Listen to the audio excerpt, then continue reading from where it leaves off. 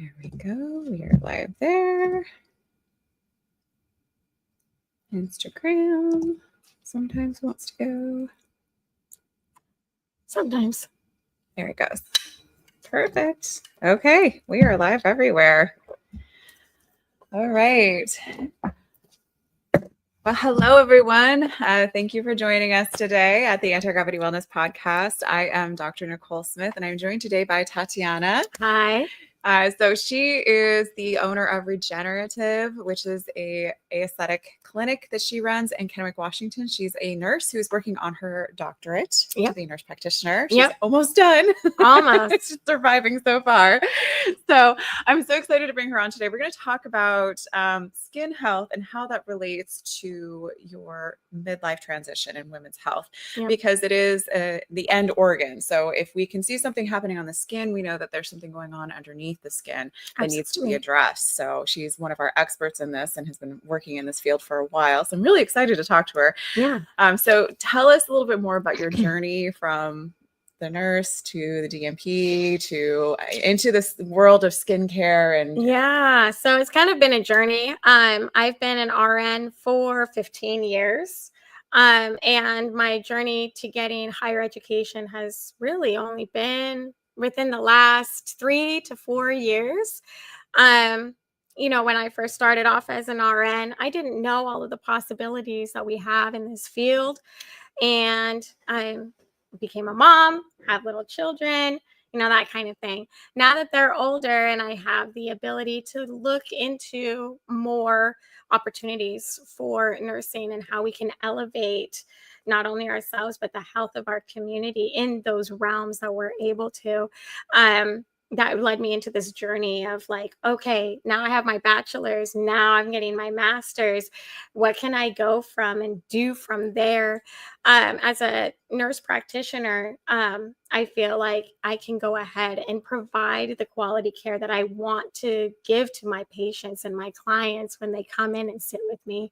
I'm not able to do that now, but as a nurse practitioner, I have that ability to really sit down with each person, give them, my knowledge, as insight from being bedside to being a person that's going through the aging process themselves, and be able to give them the education that I know that a lot of our clients and patients, they desperately want to know more. They have all of these questions that are burning, and I give them that space to be able to do that. Amazing. Well, and I love to, coming from a nursing background, I think we all have that innate ability or desire to want to educate. Yeah. To be able to teach people. And you were talking about that when we were talking before about, our backgrounds and everything, about how that's one of the things that you really enjoyed, especially about when you got into wound care, was that you're able to actually teach and have the time to teach. As a nurse, when we go through nursing school, we are asked to be involved in all of these things. Patient education. How many times have we been like making our care plans as a nurse, right? And in reality, realistically, you don't have the time to do that. I mean, you're running from patient to patient. You're just doing the bare minimum to get by that day. There may be days that, you may have a slow day and you can spend those 2 to 5 seconds with each patient. But that's not what we want. We want to be able to sit down with our patients and give them that every single day. And when I went into wound care and I became specialized as a wound care nurse, that's when I was able to, I actually had the time and had the ability to coordinate with all of these different multidisciplines and bring that to the table and come up with a holistic plan of care and then bring it to the patient. I've never been able to do that before. And that was really inspiring. And I thought, oh my gosh, this is the space I want to be in. This is what I want to do. And that just inspired me from there. Awesome.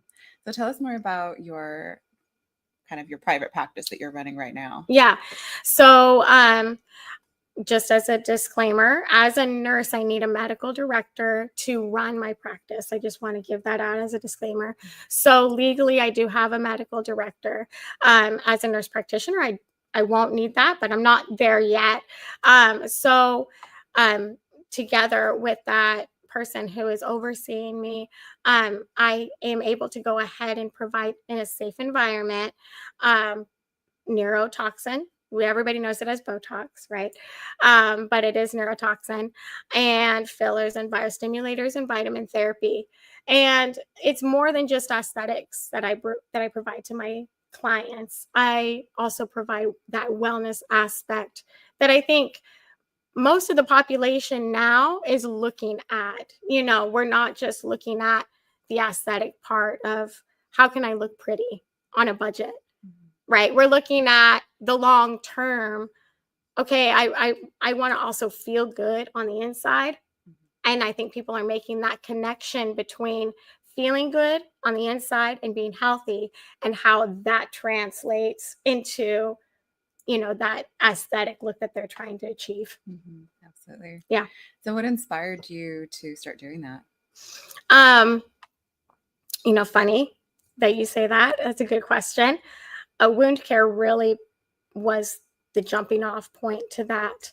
I think people don't really make that connection between wound care and aesthetics. But what I see every day is, you do get the diabetic foot ulcers, you do get the venous ulcerations, things like that. But I also see people who are post-op. I see people from long-term post-op from like liposuction or tummy tucks, breast augmentation, those kinds of things.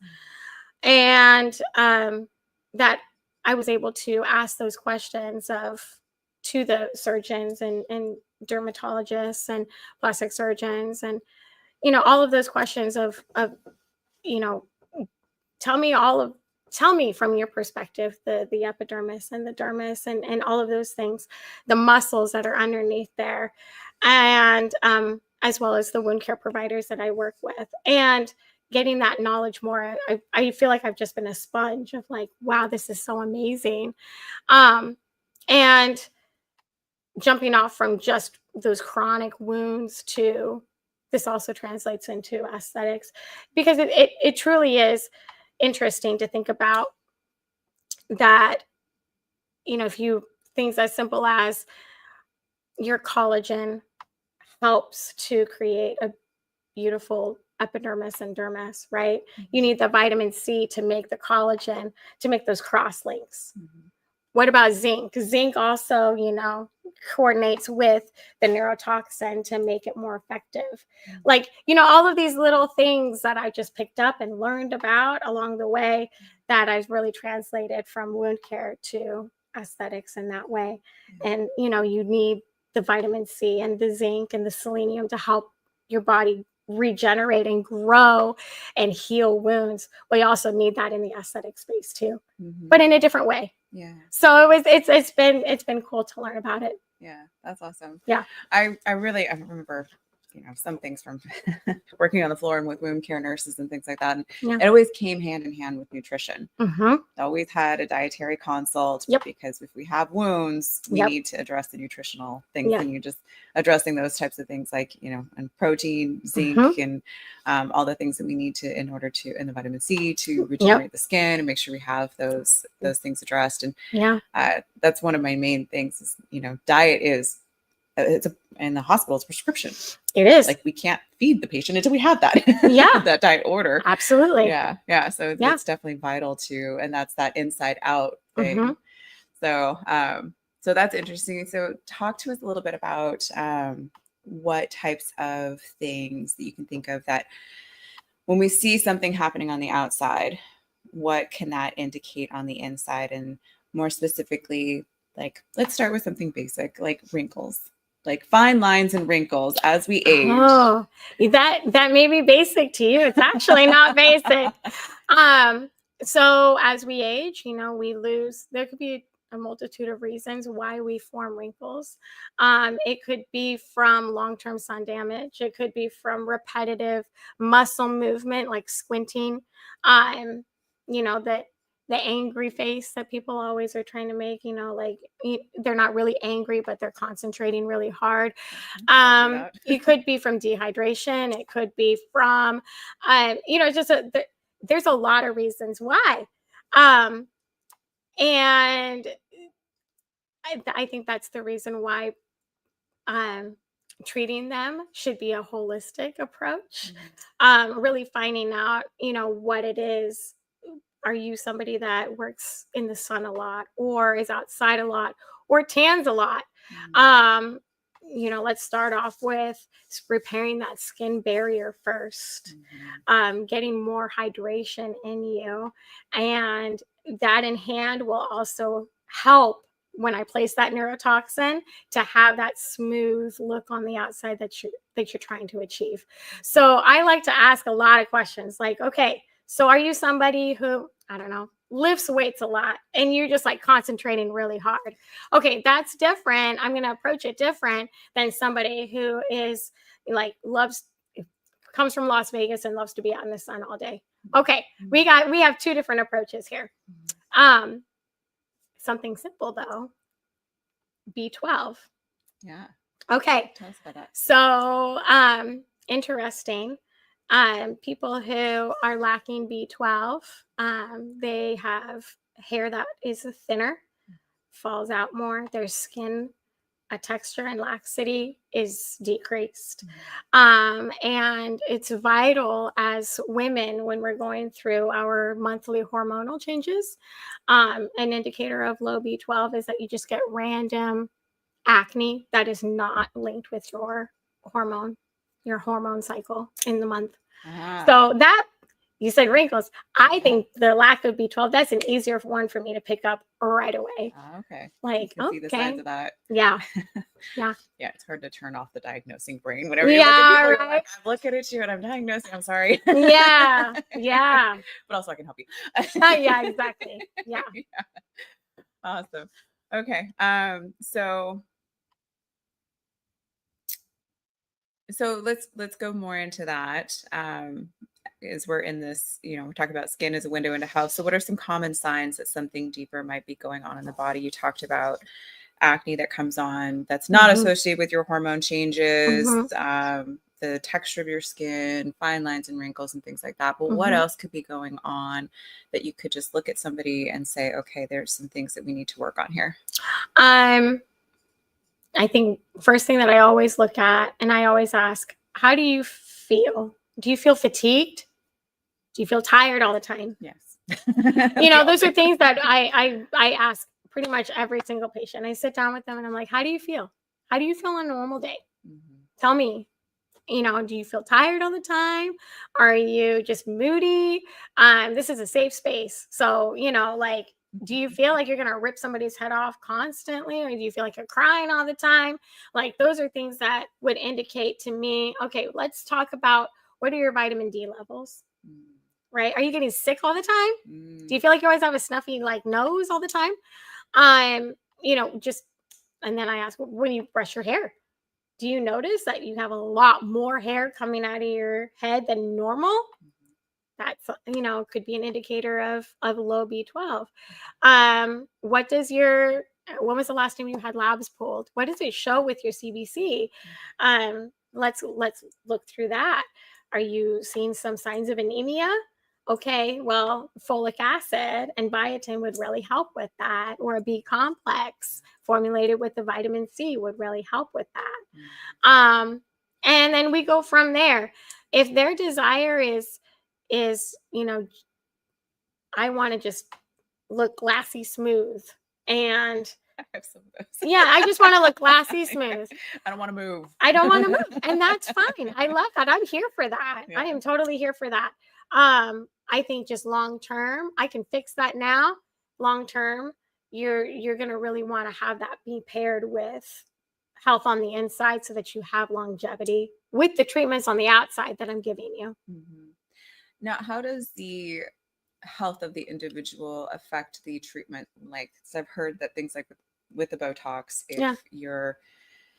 if your body is struggling to detoxify because of other factors that you have going on, if you're a smoker, if you have poor diet and things like that, how does that affect your treatments? You know, I'll pick up the smoking one. Smoking breaks down collagen. And so that in itself will also make it harder to find the right dosage for Botox for you. The longer that you are smoking and you want to be glassy smooth, you're going to run into needing more and more and more. That's not going to be your only answer. If that's what you're looking for, we need to look at improving the skin health as well. So I would be like, hey, I think maybe you should microneedle. First off, I'm always going to be like, is there any way we can cut back on the smoking? But that's not a realistic, approach for some people. And I'm not going to go ahead and, judge you for that. But you just being honest, you're going to need more than just Botox. You're going to need like microneedling to improve that dermis and epidermis. You're going to need to pay attention to your needs on the inside of your body and how you can supplement that. It's going to be a different approach. What was another one you said besides the smoking? Like poor diet. Poor diet. Oh, yeah. Yeah, poor diet. Definitely. People who are malnourished tend to have, they use up their fat pads, their fat stores, leading to the gaunt look that you see. So all of that is important in the world of not just feeling good in your wellness space, but your aesthetic space as well. Yeah. Both inside and out. Yeah. I've heard a story. It was really good about a gal who, because I don't know, we can get bashed as women too. I feel like we have it so hard because you need to look good. But also, if you spend money on that, then that's selfish. Yeah. Like, it's so frustrating. But at the same time, I heard a story of a woman who she did get a little bit of Botox, and because she felt better about herself, she started actually taking better care of herself. Yes. So it can feed, absolutely, feed back and forth. Yeah. And that could be the trigger that actually gets you to like, no, I'm worth it. Yes. Everybody's worth it. Everybody is worth it to feel confident and empowered in themselves. I mean, you cannot put a price on that. And I think that is, I don't think that's talked about enough. You need to feel like you are worth it. And when I had a client one day, and it was just something simple. I actually treated her crow's around her eyes instead of just doing her forehead and the Proceris. And she texted me like 4 days later, and she was like, I can't overstate how much more confident I feel when I look in the mirror and I don't have the crow's feet. She's like, I never expected that, but now I'm more invested in myself and how I can go ahead and improve this long term. And I was like, that is exactly the reason why, we shouldn't be putting other people down for spending money, trying to make themselves feel good and be more confident. Is it the end all be all? Some people don't care, and that's fine too. And I'm okay with that. But for those people who, are like, I don't really want my husband to know. And I feel really sad for those people who are like, I have to keep this a secret. Because that's like, no, I don't think that you should. I don't think you should feel like you have to keep it a secret. I think you should feel like, hey, I deserve to spend XYZ to make myself feel good. And, I think that that's not talked about enough. Yeah. Well, especially as women, we take care of everybody else. And if we take time for ourselves, that's, kind of like, ooh. And it's funny because it's not necessarily sometimes it comes from external sources, but a lot of the time this comes from internal. Yeah. Like we put that on ourselves. We do. Which is just awful because that, it doesn't need to be that way, but we're kind of internally trained to do that. Yes. But that's kind of what I like about coming into 40s and everything. Like after you get hit the age of 35 or so, and then your late 30s and 40s, this is kind of the time to be like, you know what? I put everybody else first, and my body's screaming at me right now. Yeah. So I can't ignore it anymore. Yeah. So like, let's take the next steps and take care of ourselves. I think that's absolutely true. And like you said, internal, right? Yeah. I think the internal part is probably the strongest. Putting it on yourself that you have to reach these unrealistic goals of being presentable at all times, having your makeup done, your hair done, look a certain way. Don't forget about the house. Okay. The laundry needs to get done. The dishes need to get done. The kids need to be taken care of. If you have kids, what does your marriage look like too? Are you taking care of your spouse? And as a person who I am the first to admit, and everybody else who knows me personally will also tell me to my face, I put too much on myself. And I know that about myself, and I try and reach these unrealistic goals. And it's a battle that I have with myself. And I don't know whether it's because I've been a nurse since I was 20 and we are asked to do these unrealistic things and meet these goals every single day and be there and then pick up on the weekends and the holidays and the nights and everything. But I also wonder if it's just a personality trait that I have as well. And I think that's shared with a lot of other women where, you are this thing and you have to meet this thing. And if you don't meet these things, what's wrong with you? Yeah, you're failing. Yeah. Yeah. Yeah. Well, obviously you're driven because, I can relate to that. Going through and getting your doctorate is no small task. No, it's not. It is brutal. And you have a whole family. And I didn't have that, but it nearly killed me. So yeah. But that, it serves us though to a certain extent, that drive and that push and get you to that point, but then it swings the other direction. So having to balance that, it can be very challenging. So I can totally sympathize with you on that. Yeah. And I'm sure a lot of other women can too. Yeah. Yeah. And I think, women are that's part of our superpower as women. We are so driven. I don't think I've really ever met a woman who is not driven in some space that they feel that they excel at. We are motivated to do all of these things, and we do it with a smile. And I think that's part of our superpower. Have we definitely swung, where, like you said, now it's the other end of the pendulum. And, we're expected to do all of these things. Now it's not just wow, you're so amazing. You did all of this stuff. I wish I could be like you. Now it's like, now you're expected to do it. Or it's going to be the other way where it's like, I don't know, but I feel like that's part of our superpower as women is that we do it and we're happy to do it. And we do it with a smile, but I think we just need to give each other grace as well. And say, that's awesome that you did that. How are you resting? How are you taking care of yourself now? Yes.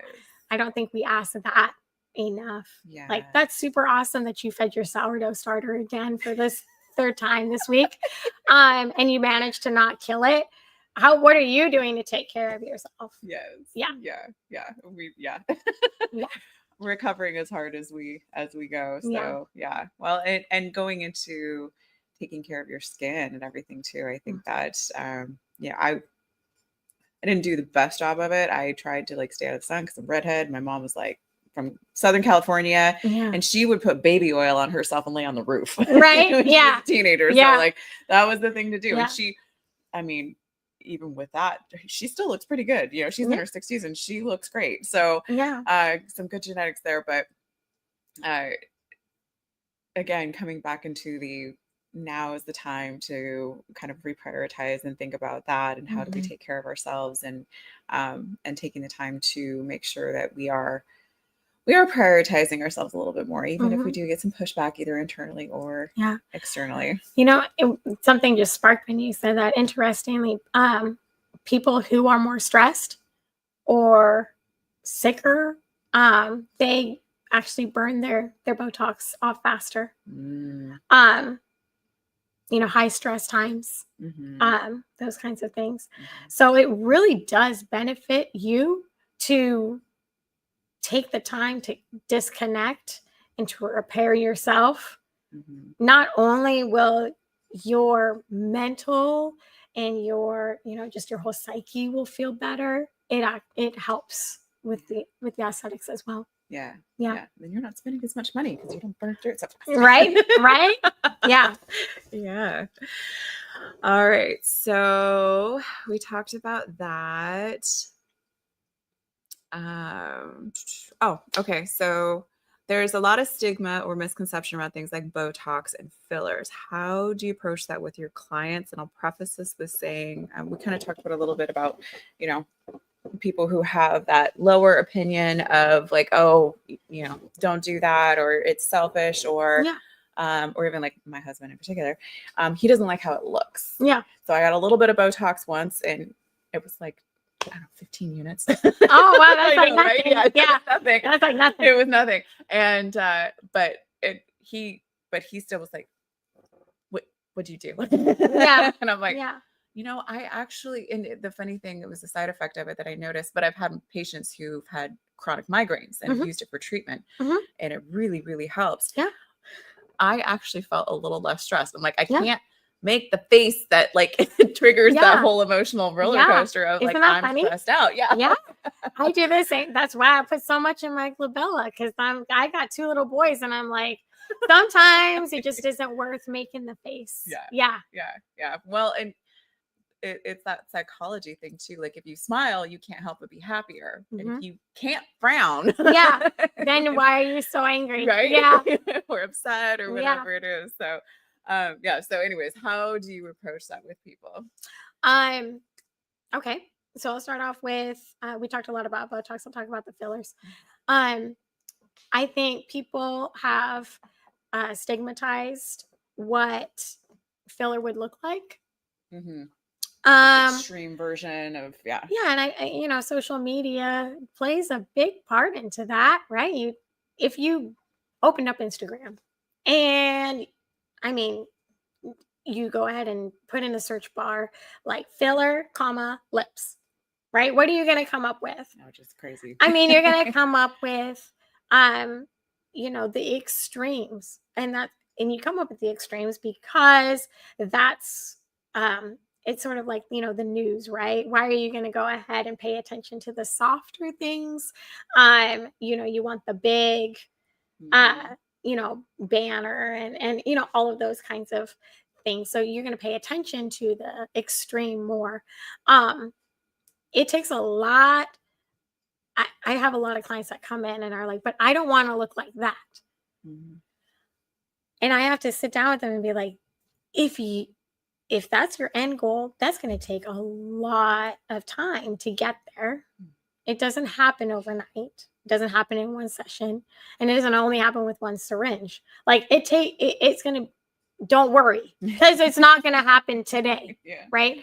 And the subtle differences, is what a lot of people are looking for. Mhm. And and I'm here for that too. You just want a little bit of volume, you just want a little bit of hydration, you just want a little bit of that's fine. I'm good with that. And you might look at yourself and be like, oh, I kind of like that. All right. And you might stop there, or you're going to be like, I kind of want to just, I want a little bit more. Mhm. And that's fine too. Everybody's a little bit different with what, what they are looking for, envisioning in the end. Um, will filler go ahead and change you dramatically? Sure, if you do it, if you have a lot put in. Mhm. But like the celebrities that you see, they've had a lot of disposable income to put towards that. It doesn't happen overnight. It doesn't. Biostimulators is another thing that I put in people. It's an injectable. It's sort of like filler, but not really. Sort of is. And it helps regenerate the skin and the skin texture from the inside out. And I sit down and I have a long conversation about what your expectations are, what it's going to look like as it heals, that kind of thing. But once again, it's a buzzword now. If you put in biostimulators in Instagram, what are you going to come up with? You're going to come up with the humongous differences that you see that are like alien. But that's the normal person. That's not going to happen, and it's not going to happen overnight, and it's not going to happen now. As in approaching Botox again, neurotoxin. Some people will say, I just, don't want to look frozen. That's okay. We can talk about that, and we can do that. I want to be able to still move my eyebrows. I still want to make some expression. We can do that. For a long time, I didn't do the crow's feet around my eyes because I wanted to be able to, I don't know. I didn't. And that was fine. And I just did my forehead and my glabella. As I got older, I was like, I can still smile. And without the crow's feet, showing, I want to try it. And I tried it. I liked it. So now here we are. But, just because you don't have to freeze your entire face. You can, we can pick and choose, and we can talk about what your end goal, what your vision is, and then how can I meet that? Yeah. So customizing that treatment and kind of titrating it to what they want and their outcomes and everything. Yeah. It's your face. Yeah. Right? Like it's your face. And I will go ahead and meet you in your face. I don't have, my vision of what is beautiful is different than your vision of what is beautiful. But it's in the end, it's your face. So I will go ahead and give you what you want. And if that's your version of beautiful, then that's your version of beautiful. And, we can talk about that. Yeah. I love that. Well, I think that's important too for the woman to make that determination for herself. Yes. And not, like I've had to have the conversation with my husband. So I'm like, I'm going to do a little bit and it's what I want to do. But he's afraid of the slippery slope. Like it's the people who get a tattoo and now they got to tattoo their whole body. And I'm like, I don't know that everyone does that. I don't know. Yeah. I mean, I don't think everybody's different. But you're right. It can be, a slippery slope. But I think that's just a personal, everybody's different. Right. Yeah. It's not like you're going to get addicted to it. Yeah. No. And then I had another patient. She did it and she was like, yeah, so I thought I wanted to be frozen. Don't like it. Oh. And I was like, okay. Then next time we won't do that, pull back. Yeah. So I've also had the opposite where people are like, oh, wow, I do not like not being able to move my face. I thought I'd like it, but I don't. Oh. And I'm like, okay, yeah, I'll write that down. I'll note it down. That's fine. Next time we don't have to do that. Okay. Yeah. So yeah, rest assured, there are some people who either want just a little bit, want a lot of it, or they get a lot of it and they're like, oh, nope, don't like it. Yeah. And that's okay too. Awesome. All right. So, let's see. So we'll talk about hormones and skin. And I didn't put this on the question, and I don't know if you know anything about this. I actually need to look into it some more too, but I've heard like Dr. Marie Claire has been talking about, hey, just take that estrogen cream that you use on your vagina and stick it on your face. Yeah. So I don't know. Maybe don't use the same applicator. Yeah. But yeah. No. Yeah, I haven't looked into it too much. I know there's Muesli is a company, but they use instead of the estradiol, they use the E3, I believe. Because there's and this is where I need to do more research myself. So I'm kind of like having this conversation, like, without that background. But because there was concerns about if you use E2, then it could possibly discolor the skin. I don't know if that's actually a thing. If you know anything about that, if you've heard anything.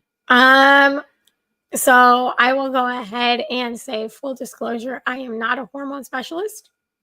And until I become a hormone specialist, my education is going to be limited to what I have read. I have also read that E2 will go ahead and discolor your skin. Interesting. Right. That is interesting. I feel like it needs more studies done in order to prove or disprove that. But there's a lot of factors that go into how an individual person could have reacted to that too. I feel, the thickness of your dermis and your epidermis. How has your skin health and your personal care been before you started using that? I don't know. There's a lot of individual factors that go into that.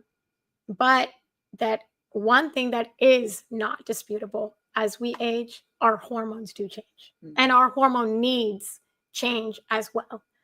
And women in general, we have a lot of hormone changes that are now just beginning to be a little bit understood. Yeah. And that's part of the problem, is that there's just not enough data research yet. And so a lot of these things, we're like, oh, you can use an estrogen cream, E3 cream on your skin, but we don't have a whole lot of data behind that. We don't have a lot of research studies yet. They're working on it, but so, kind of proceeding with caution. I'm not advocating that anyone, take your estrogen cream that you're using down there to put it on your face. Not yet. We still need to look into that some more. And of course, if we do discolor the skin, is that reversible? Is it non-reversible? Like, we need to answer these questions before we start, saying, go for it, going through the program, as now I look at studies differently. Oh yeah. Right. Yeah. And if okay. So, you're looking at what size was the sample group, what kind of, factors were they looking at, what were the controls and the not controls, all of those things, because that really makes a difference. Just pulling up a study online and rating one study is not going to cut it. It's not going to cut it. So I think now we're just answering the questions very lightly about the needs of women as they get older, which is it mind-blowing? Or I don't know. It's not really mind-blowing that we're just now trying to figure out these answers instead of 40 years ago, right? It's not really that mind-blowing. No, I mean, I think it was like 1960s when we were able to open up a checking account by ourselves. Women's progress here is we're still pretty new. But one thing that I do know, and this is proven, is that as we have decreased levels of estrogen as we age, it does affect our skin health. And estrogen is one of those hormones that really affects every aspect of a woman. And even in the books that I'm reading now for my doctorate, they're like, there are some things about estrogen that we just don't know yet. And to me, it's like, if that is being written in a textbook, that is that is telling in itself. We just don't even know half of what is so amazing about it, and so life altering. But the simple things that we know: affects bone health, affects vitamin D absorption, affects folic acid absorption, affects your red blood cells, affects everything, right? It even affects your muscle growth as you get older.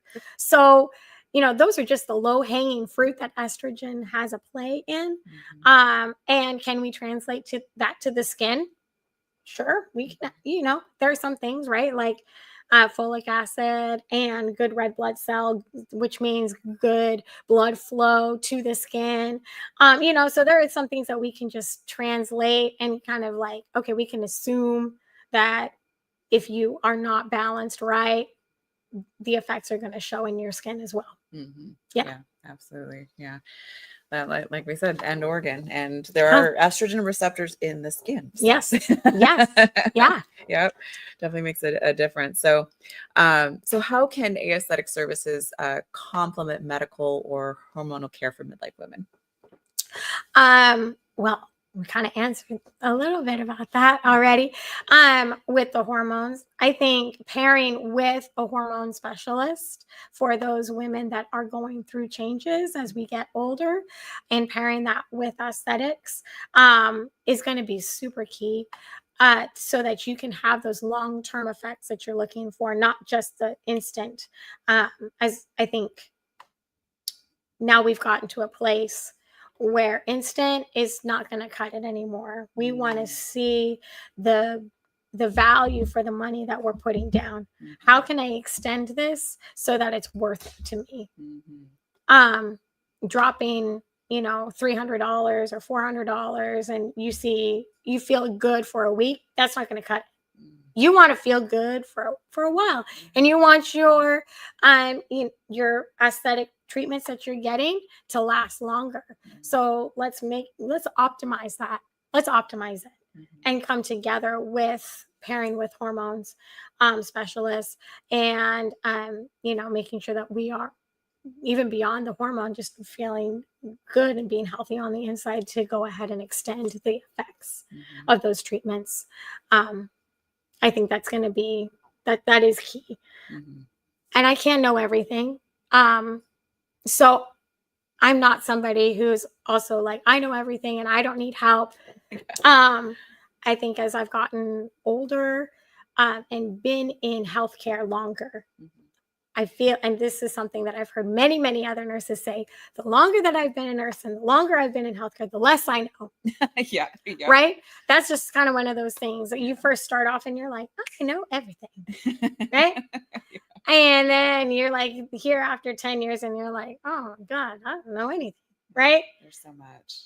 There's so much more to this. Yeah. So I think having that grace and saying, hey, I don't know everything. I'm going to go ahead and let's collaborate with your hormone specialist or, your PCP or something like that, so that we can go ahead and make sure that you feel good and you look good. Yeah. Right? Yeah. I know a lot of patients, I get this, that they wish I would be their primary care. Yeah. But I just can't survive that world. I get burned out for sure. But it really does serve them more when they have a healthcare team around them who specializes in what they do. Because like being a primary care provider, you have to know a little bit about everything, but you're not a specialist at anything. Yeah. So when it really comes down to it, especially things like, perimenopause and menopause or skin, it takes a specialist to really get in there and have the time and the energy and the specialty to really dig into it with them so that they understand that aspect and then work with the whole team to bring it all together. Yeah. So I think that's really, really key. And also why I didn't, because I looked at one point, they were like, oh, you should do the Botox, you should do the IV, you should do that. Yeah. First of all, having an in-person clinic just drains me. It's just too much. I love telemedicine for that very reason. And I do in person once a month, and that's good enough for me. But also, again, it was spreading myself too thin. I'm like, that's another specialty. You guys think it's no big deal. You're just putting Botox in people because there are some clinics that are a little too laissez-faire about the whole thing. Yeah. So I love that your practice is not like that at all. Like you're very into making sure that they're educated and you're looking at underlying causes and things like that too, and having that conversation with them, and specializing in what you do, because it's just quality care, and we should all be striving to do that as to the best of our abilities, which will always be improving, hopefully, as we continue to learn more and gain more experience and everything. But I think it's really important, and having that conversation with patients too. Be like, I love that you love our relationship and you wish I could do everything for you. I know it'd be more convenient for you, but honestly, the best care comes from a whole team. A whole team. Yeah. Yeah. What do they say? Like a jack of all trades and a master of none. Yes. Yeah. Yeah. Yeah. I mean, I know a little bit about everything to be dangerous. Yeah. Right. Like, to be dangerous. Yeah. But I think and that can be frustrating for people who are not in the medical field, where they're like, well, Uh-huh. you're a doctor, or, this is your like, why don't you know everything? And it's just not possible. The human body is so beautiful and intricate and has so many things that affect other things. It really doesn't serve somebody to know everything about it, and it's impossible. It is. It Yeah. is totally impossible. Mm. Yeah, and it's frustrating for those who are not in the medical field to understand that. And I get that, because who wants to have 7 different doctors that they have to go to? And I totally get that. But I always like to remind them, like, do you really want somebody who's never specialized in the heart to be manipulating your hypertension meds? Or do you want somebody who's never been a hormone specialist to be like, oh yeah, go ahead and take this, right? Like, that doesn't know or knows what labs to go ahead and pull to make sure that you're not over in one aspect. You shouldn't. You won't be happy. No. So yeah, I always like to remind them, like, nobody can be perfect at everything. Yeah. I really learned a lot, actually, from working with the orthopedic surgeons about staying in your lane. Yeah. They're really good at that, and that's what they prefer to do. I remember distinctly, we're on the surgical floor, and a patient who's supposed to be going to surgery, they were having some cardiac issues, and one of my orthopedic surgeons was on the floor with me, and we're walking by the nurse's station. The nurse goes, "Hey, doctor, this patient's troponin is da da da da da," and he goes, "No." Okay. She's like, "Do you care about that?" He's like, "I don't know what that is," and he kept walking. Yeah. I just laughed, and I was like, "Don't. If it has to do with bones, ask him. Otherwise, do not ask him." Correct. Yeah. I mean, like, call somebody else. Yeah. Call the hospital. Don't talk to me. Call a cardiologist. Yeah. No, and that's so true. That's another thing, working with orthopedic surgeons, working with surgeons in general. Or, they'll be like, "That's cool."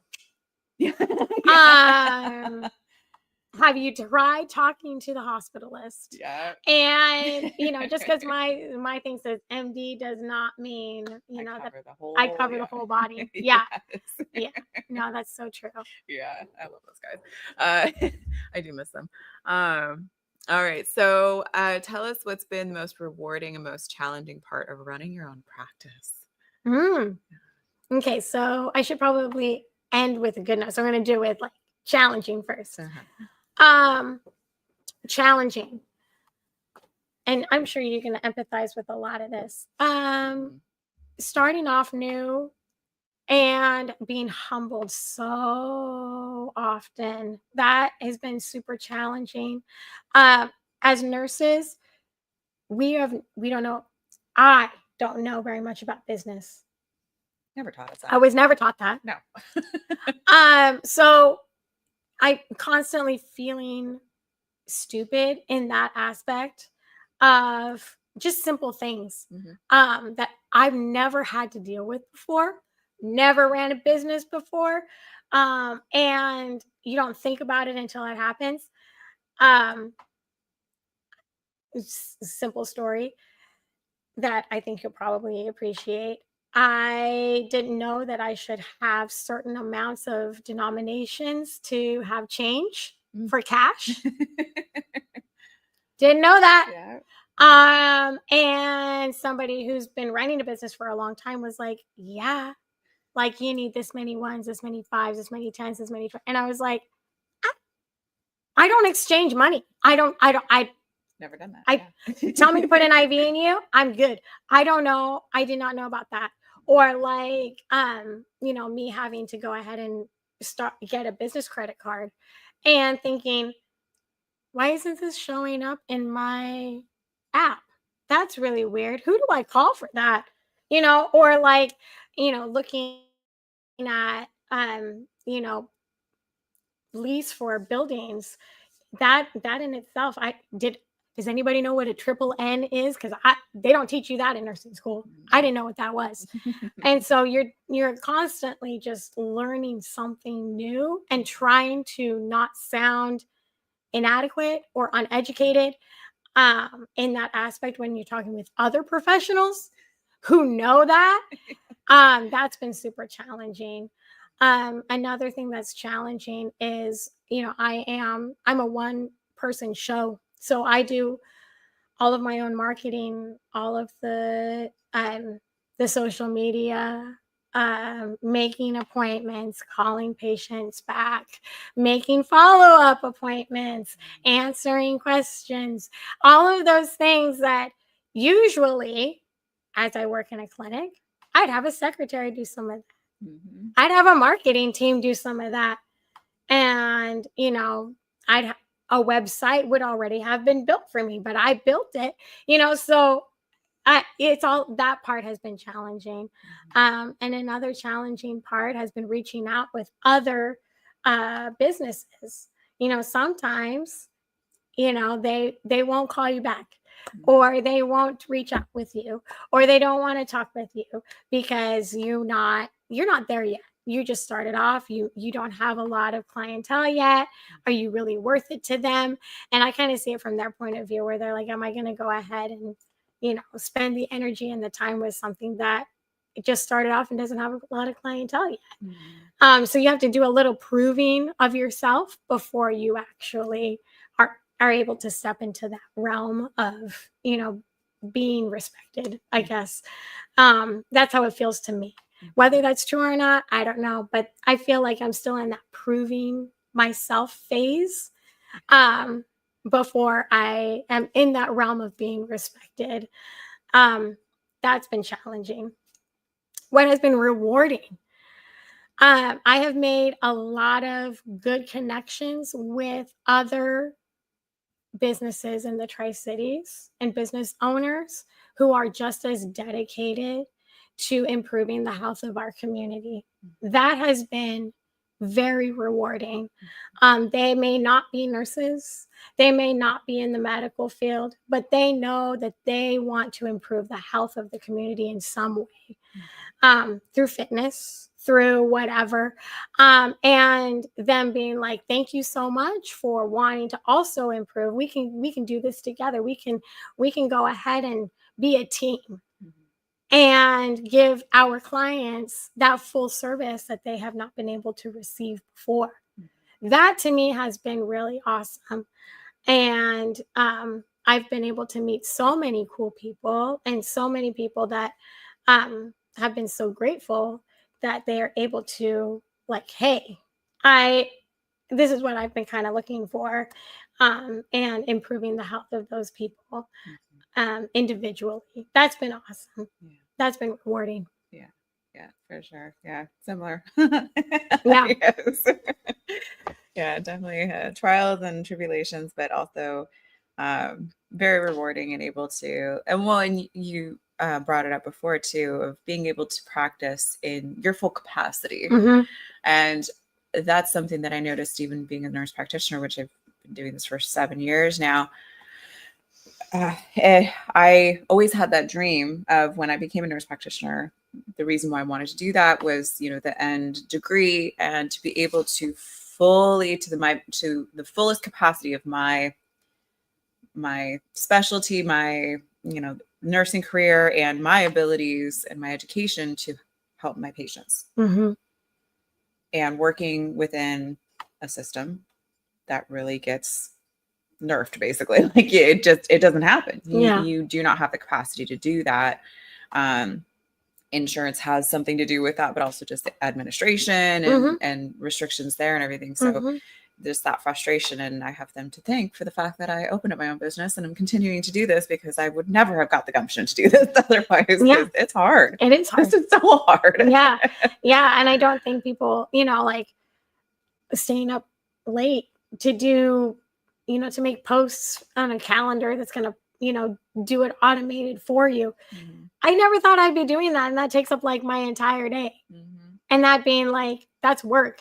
And I'm like, but it is work. It is work. It is work, right? It's important work. Yeah. Or like, wow, I have to look ahead in the calendar and be like, I need to go ahead and once again, reach out with these people that reconnect and try and get them back in, or get them to make a decision because they haven't made a decision. Yeah. No, a lot of it is a hard work, but it's a labor of love, right? Absolutely. And that's something that continues to motivate me, is like, I'm not just trying to sell product, right? If I did, I would tell you that it's going to solve all your problems, and I would push and push and push, but I'm not that person. I'm the world's worst salesperson, truly. We usually are in healthcare. I mean, truly. And I'm just here to serve you. And that's what is the most motivating, where it's like, I know myself, and I know my product, and I know what I can offer you. And I want to give that to you. So how can I go ahead and meet you at the table? Yeah. Absolutely. All right. Okay. So we're wrapping up here. So what is next for you as you finish up your DNP? Do you see your aesthetic and medical work continuing to blend? What's your plan? Oh, the $1 million question. What do you want to be when you grow up? Okay, so not a lot of people know what my end goal is. So this is like pre-announcing. This is the announcement part. Stay tuned. So my goal, truly, I was born here, I was raised here, and I met my husband here. We've been married here. We have kids here. Like, I am really dedicated to this community. I love the Tri-Cities, and I love where we're at. And I want to give back, and I want to continue to improve our community and our community's health. In my capacity with aesthetics, I think that's a facet. That's only a small portion. I would love to go ahead and continue, and also open my own wound clinic and continue down that path.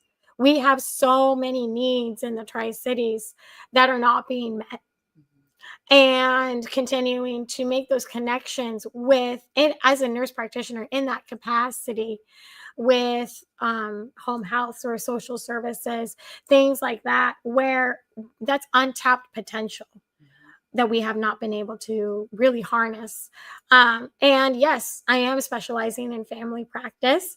That's a broad enough thing where I can continue to be specialized in wound clinic or wound care, and also do my family practice as well. So would I love to have a family practice? I think, yeah, definitely. That's like the 5 to 10 year down the road. I want to have a family practice where we can go ahead and continue to care for the community, a wound clinic to continue to care and have a safe space for the people that have chronic wounds, or, another option besides the other two that we have here in the Tri-Cities. I mean, there's so many people that are not being taken care of, or don't have the capacity, or don't know where to go, and they have limited options. And also continue to have my aesthetic space as well. I love all of it. And that's like my end goal within the next 5 to 10 years. And I'm saying it out loud now. It's going out into the universe. If I say it, it'll come true. But I am driven and motivated every day to really bring and embrace the potential that we have here in the Tri-Cities and improve the community. I love that. Yeah. And that's so huge. That's something that I found too. You find those gaps, and then you go, can I live here? Oh yeah, absolutely. And I can definitely help in this realm, and there's a need, and then it becomes your mission. Yeah. I've found that with women's health. I've done that too with some, I have 3 service lines as well. Don't tell anybody, but it's on the DL. Because I actually started out with men's hormone, because it's easy. Men are easy. They're just very straightforward, 24-hour pattern. So pretty easy to take care of. They have andropause, which is not nearly so severe as menopause, but their decline tends to be a little bit more gradual, but it still happens. So there's some aspects of that in younger men who have low testosterone because their vitamin D is in the trash. We can fix that. That's easy. That's easy. Yeah, that's super easy. Super easy. Yeah. And then filling the gap with primary care, from getting a primary care evaluation, medical evaluation, to total joint surgery. Yeah. So I have that service line as well, because I did that for the past 4 years, and I'm like, well, I'm already specialized in that, and that's easy. So we do that too. So by referral only. Yeah. So I can totally relate. It's hard to as your service lines are not going off the hook. You're like, I know, right? Referral only. Yeah. It's hard to really fully narrow down, I think. Because we are multi-passionate, it's like, and that entrepreneurial thing too. You see so many things, you're like, I want to help, but also recognizing, I think, as we mature too, as providers, that, okay, we stay in our lane, we stay in our area of genius, and what our capacity is too. But I think being able to build a business and then bring on other providers to help fill in those areas is going to be huge. Yeah. I guess I should have said, I will not be able to do all 3 of those in a day. No, you'll be running. I will be running. Yes. Yeah. I mean, I don't know if you'd want to see me running from one place to the next. That could be a fun reality TV show. All right. So where can people find you, and how do they book an appointment with you? I have on my social media and my website lots of links to go to Vigaro to find me, Regenerate Luxury Wellness, and then book from there. I've also made it very simple as well. You can just, slide into my DMs as well and say, hey, would you like, do you have this available? And I work with a lot of patients working around their schedule. And where do you find me? I have a physical location.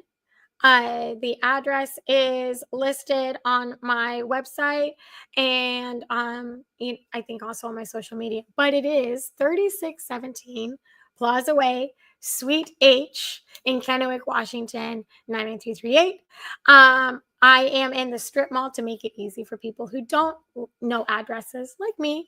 I'm across from Trios Health Hospital off of 395 in the little strip mall there. That also shares with Bob's Burgers and Brews. I think there's a sushi place.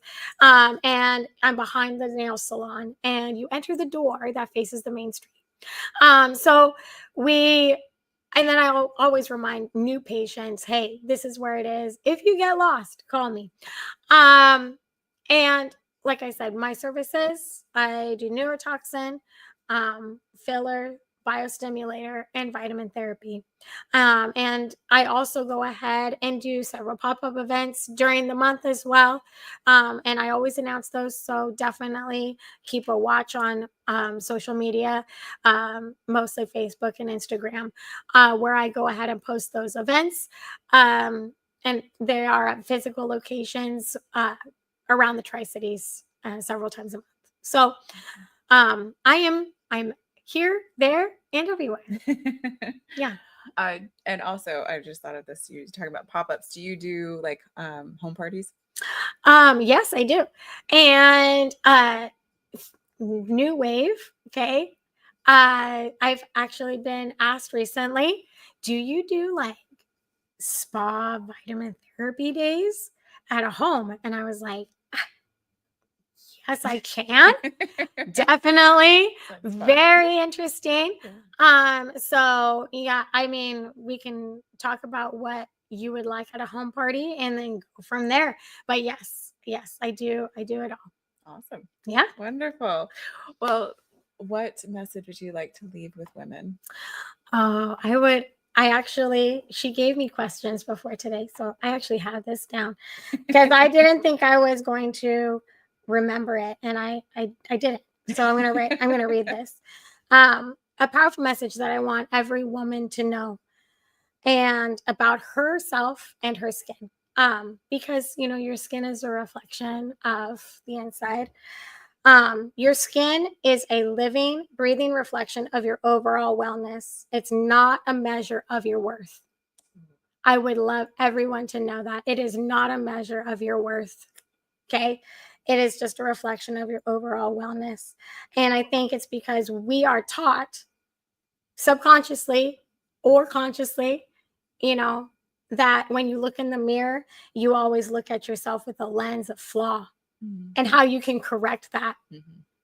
And I would love to change that. That is not, I don't think that's healthy. It's never been healthy. And it just adds to the stigma of us reaching this unattainable measure. It should just be how you feel on the inside and what that means to you. I always blend science with skincare, and it does amazing things. There's such a benefit to it. But your health will definitely radiate and glow and will show you what you are on the inside. So I love that. Yeah. That's so amazing. All right. Thank you so much, Tatiana, for joining me today. Thank you so much for having me. I appreciate it. Yeah. All right, guys. Thank you so much for joining us. This recording will be available on Facebook and YouTube, and I will also repost it to Instagram, and then we're going to turn this into a podcast. So stay tuned for that. And definitely go check out Regenerative Luxury Wellness in Kennewick and all of the services that she has to offer. And I hope you guys have a great rest of your day. Bye. Bye. And that one just goes. Perfect. Oh, ending. There we go.